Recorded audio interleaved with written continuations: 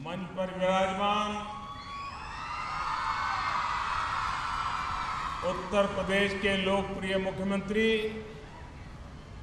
श्रीमान योगी आदित्यनाथ जी, इस कार्यक्रम में उपस्थित हमें आशीर्वाद देने के लिए आई हुई काशी पूर्वांचल की नारी शक्ति, हमारी काशी माता कुष्मांडा, माता श्रृंगार गौरी, माता अन्नपूर्णा और मां गंगा की पावन नगरी है।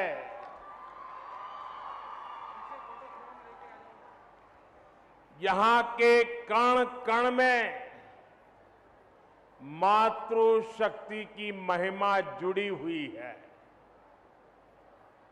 विंध्यवासिनी देवी भी बनारस से बहुत दूर नहीं है।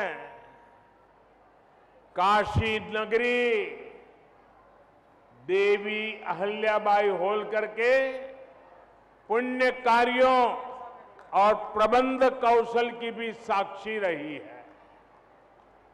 इसलिए संसद में नारी शक्ति वंदन अधिनियम जैसा ऐतिहासिक कानून पास होने के बाद सबसे पहले काशी में आप सबके आशीर्वाद लेने आया हूं और ये मेरा सौभाग्य है कि इतनी बड़ी तादाद में आप हमें आशीर्वाद दे रहे हैं। संयोग से कुछ ही समय में दुर्गा पूजा का उत्सव भी शुरू होने वाला है। बनारस में जगह जगह दुर्गा पंडाल की तैयारी चल रही है। नारी शक्ति वंदन अधिनियम ने इस बार नवरात्रि के उत्साह को और भी कई गुना बढ़ा दिया है। इस कानून से देश के लिए महिला विकास के नए रास्ते खुलेंगे। लोकसभा और विधानसभा में महिलाओं की उपस्थिति बढ़ेगी। मैं उस उपलब्धि के लिए आपको भी और देश भर की माताओं बहनों को आज काशी की पवित्र धरती से हृदय से बहुत बहुत बधाई देता हूं। मेरे परिवारजनों, नारी का नेतृत्व बाकी दुनिया के लिए एक आधुनिक व्यवस्था हो सकती है, लेकिन हम तो महादेव से पहले मां पार्वती और गंगा को प्रणाम करने वाले लोग हैं। हमारी यही काशी रानी लक्ष्मीबाई जैसी वीरांगना की जन्मभूमि भी है।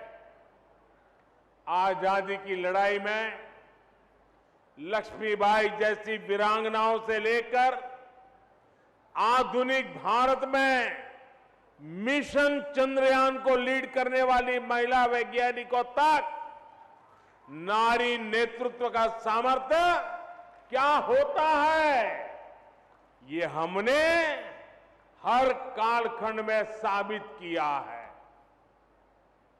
आप नारी शक्ति वंदन अधिनियम को ही लीजिए। 3 दशकों से ये कानून लटका हुआ था, लेकिन आज ये आपकी ही ताकत है कि सदन में, संसद के दोनों सदनों में ऐसी ऐसी पार्टियों को इसका समर्थन में आना पड़ा जो पहले इसका भरपूर विरोध करते थकते नहीं थे। और इसलिए आप माताओं बहनों में जो जागरूक बनी है, आप एक बनी है, एकजुट बनी है, ये हिंदुस्तान की सभी राजनीतिक पार्टियां अब आपसे डर रही हैं, कांप रही हैं और इसीलिए बिल पास किया है। ये आपकी ताकत है। अब नारी शक्ति वंदन अधिनियम रिकॉर्ड वोटों से पारित हुआ है और आपके आशीर्वाद से इसका सौभाग्य आपके काशी के एमपी को मिला है। मेरे परिवारजनों, बीते 9 वर्षों में हमने महिलाओं के पूरे जीवन को, उनके सपनों को केंद्र में रखकर काम किया है। अभी मंच पर जो माताएं बहनें मुझे आशीर्वाद देने आई थी, किसी को कैंसर में मदद पहुंच गई, किसी को किडनी की बीमारी थी, मदद पहुंच गई, किसी को घर मिल गया, किसी रेहड़ी पटरी वालों को बैंक से लोन मिल गया। वे इतने भाव विभोर थे कि माताओं बहनों के लिए जो काम हो रहा है वो देश की शक्ति बढ़ा रहा है। बनारस में 2,30,000 से ज्यादा महिलाओं को 2,30,000 से ज्यादा उज्ज्वला योजना का लाभ मिला है। उज्ज्वला योजना की लाभार्थी महिलाओं को अब प्रति सिलेंडर सरकार से 400 रुपये की सब्सिडी भी मिल रही है। भाजपा सरकार के दौरान यहां बनारस में पीएम आवास योजना के तहत 75,000 पक्के घर बना के गरीबों को दिए गए हैं। इनमें से ज्यादातर घर आप हमारी महिलाओं, माताओं, बहनों के नाम पर है। आप भी जानती हैं कि हमारे यहां महिलाओं के नाम संपत्ति रखने की परंपरा कम ही रही है। गाड़ी खरीदनी हो तो पुरुष के नाम, जमीन खरीदनी हो तो पुरुष के नाम, दुकान खरीदनी हो तो पुरुष का नाम, घर खरीदना हो पुरुष का नाम। हमारे यहां यही चला करता था, लेकिन मोदी ने आकर देश की माताओं, बहनों, बेटियों के नाम संपत्ति की परंपरा शुरू की है। हमने पीएम आवास योजना में महिलाओं के नाम भी घर देने का प्रावधान किया। इस वजह से आज काशी में भी हजारों महिलाओं के नाम अब घर की रजिस्ट्री हुई है।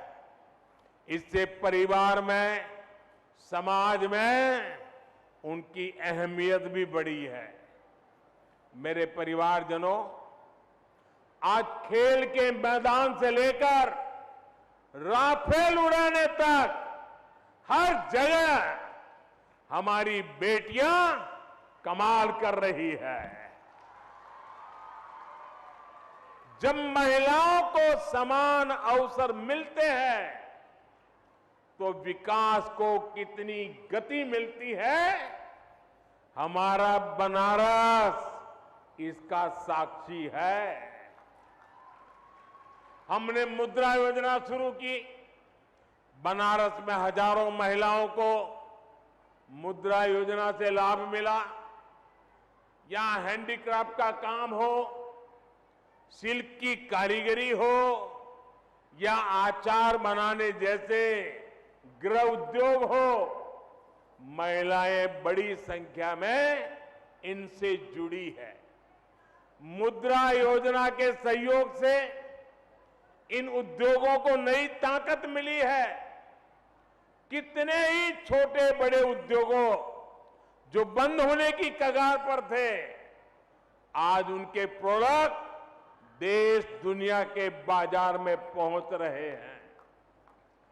बनारस और पूर्वांचल में बड़ी संख्या में महिला स्वयं सहायता समूह भी तैयार हुए हैं। ग्रामीण क्षेत्रों में सेल्फ हेल्प ग्रुप के जरिए महिलाएं परिवार के हालात सुधार भी रही है और साथ ही स्थानीय अर्थव्यवस्था को भी गति दे रही है। बैंक सखी, कृषि सखी, पशु सखी की भी एक बड़ी संख्या तैयार हुई है। इन महिलाओं ने अपने इलाकों में एक नई पहचान बनाई है। लोगों को पता है कि कोई समस्या है, कोई जानकारी चाहिए तो ये महिलाएं रास्ता दिखाएगी। स्वनिधि योजना का लाभ भी कई महिलाओं को मिला है। बनारस में पर्यटन से रोजगार मिलता है, उसमें महिलाओं की भागीदारी बहुत ज्यादा बढ़ रही है। मैं चाहता हूं टूरिस्ट गाइड जैसी भूमिकाओं के लिए भी हम बनारस में महिलाओं को आगे लाएं, उन्हें ट्रेनिंग दें, ताकि बाहर से जो यात्री आए उनको बिहार बनारस की एक एक चीज की जानकारी दें। इससे महिला टूरिस्ट को आसानी होगी, महिला टूरिस्टों की आने की संख्या बढ़ेगी और बनारस की बहनों को रोजगार मिलेगा। मेरे परिवारजनों, नारी शक्ति वंदन अधिनियम एक व्यापक विजन वाला कानून है। इस कानून की ताकत तब बढ़ेगी जब समाज से लेकर परिवार तक हर स्तर पर महिलाओं के लिए आगे बढ़ने के अवसर भी बढ़ेंगे। हमें ऐसा समाज तैयार करना है जिसमें नारी को आगे बढ़ने के लिए किसी के सहयोग की भी जरूरत न पड़े। इसके लिए कानूनी प्रयास भी जरूरी है और सांस्कृतिक मूल्यों को भी मजबूत करना जरूरी है। इसलिए इस कानून का नाम नारी शक्ति वंदन अधिनियम, नारी शक्ति वंदन अधिनियम रखा गया है। हालांकि कुछ लोगों को इसमें भी वंदन शब्द से परेशानी है। अब माताओं बहनों को वंदन नहीं करेंगे तो क्या करेंगे जी? ये लोग नहीं समझ पाते कि नारी के वंदन का, उसके सम्मान का अर्थ क्या है। लेकिन हमें इस तरह की नकारात्मक सोच से बचते हुए अपने लक्ष्य पर फोकस करना है। मुझे विश्वास है हमारी माताओं बहनों के आशीर्वाद से देश अमृत काल में इसी तरह आगे बढ़ता रहेगा, बड़े निर्णय लेता रहेगा। आप इतनी बड़ी तादाद में आए, हमें आशीर्वाद दिए और मैं तो हमेशा कहता हूं कि माताओं बहनों की शक्ति ये मेरा बहुत बड़ा सुरक्षा कवच है। आपके आशीर्वाद यही मेरी सबसे बड़ी ऊर्जा है। मैं फिर एक बार आप सबका बहुत बहुत धन्यवाद करता हूं। नमः पार्वती पते हर हर महादेव। बहुत बहुत धन्यवाद।